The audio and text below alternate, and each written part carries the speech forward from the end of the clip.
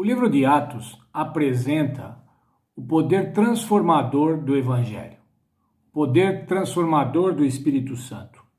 Como que o Espírito Santo vence preconceitos, tradições, hábitos, práticas.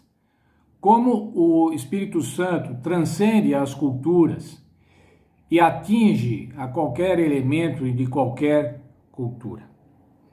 O Espírito Santo, o poder do Espírito Santo, torna a mensagem do Evangelho universal, assim como o sacrifício de Cristo. O sacrifício de Cristo foi universal.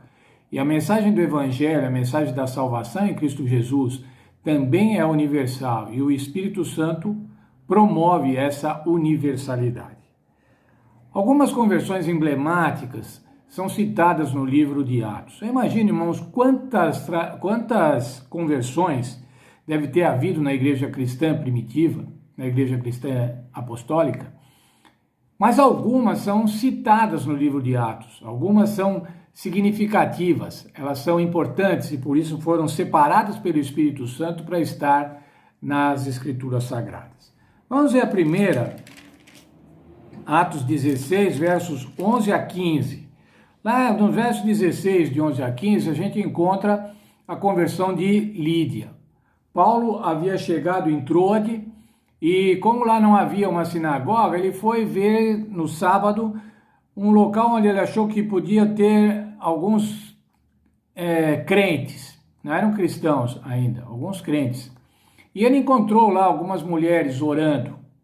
E dentre elas estava uma, verso 16, capítulo 16, verso 14.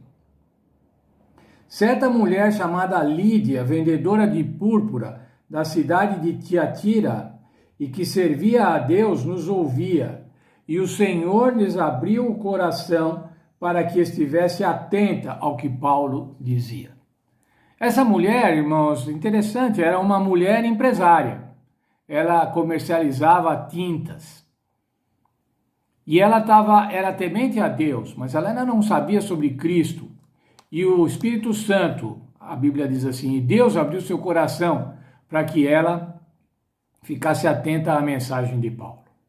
Mas ainda, irmãos, também em Atos 16, ainda 16, dos versos 23 a 34, nós vemos a experiência de Paulo e Silas na prisão. E houve aquele terremoto e tudo se ficou destruído. E Paulo manteve os presidiários quietos. E isso fez com que o carcereiro se maravilhasse.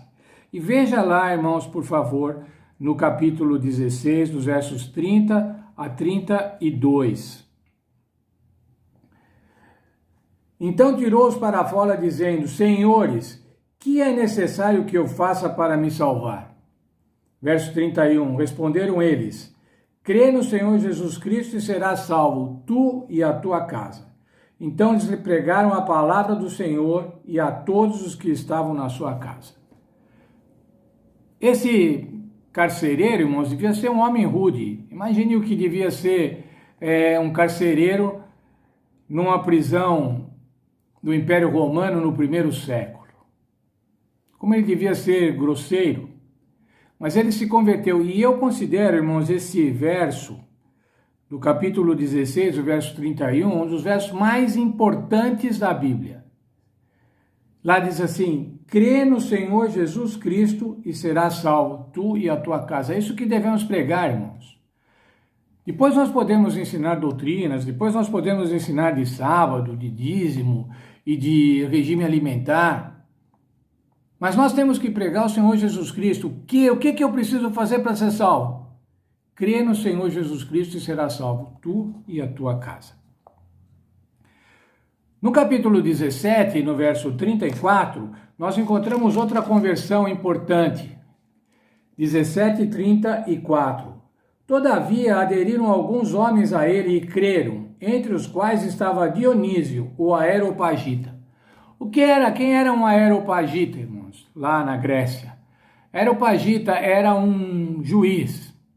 Mais que juiz, era tipo de um desembargador. O Areópago era um tribunal superior. quem sabe como o Superior Tribunal Federal ou o Supremo. E um desses juízes desse tribunal, uma pessoa culta totalmente diferente do carcereiro, se converteu. Mas ainda no verso 18, no capítulo 18, no verso 8, Crispo, principal da sinagoga, creu no Senhor com toda a sua casa e muitos dos coríntios, ouvindo-o, creram e foram batizados.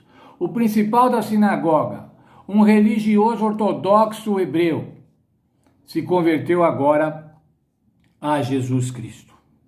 Todas as classes sociais, homens, mulheres, ricos, pobres, instruídos e incultos, todos são acessíveis pelo Espírito Santo.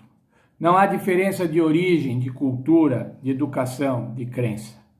Nossa tarefa, irmãos, nossa tarefa pessoal é dar um testemunho. A atuação do Espírito Santo é um trabalho divino. Esse testemunho pessoal, essa tarefa pessoal e a tarefa divina vai fazer com que aconteçam milagres de conversões. A morte de Cristo, como eu disse no começo, foi universal, irmãos. Portanto, o Evangelho também é universal. Não há alguém que não possa ser atingido pelo Evangelho. Quero concluir com uma frase que está na nossa lição. Nossa obra é testemunhar a todos os que entrarem em nosso caminho.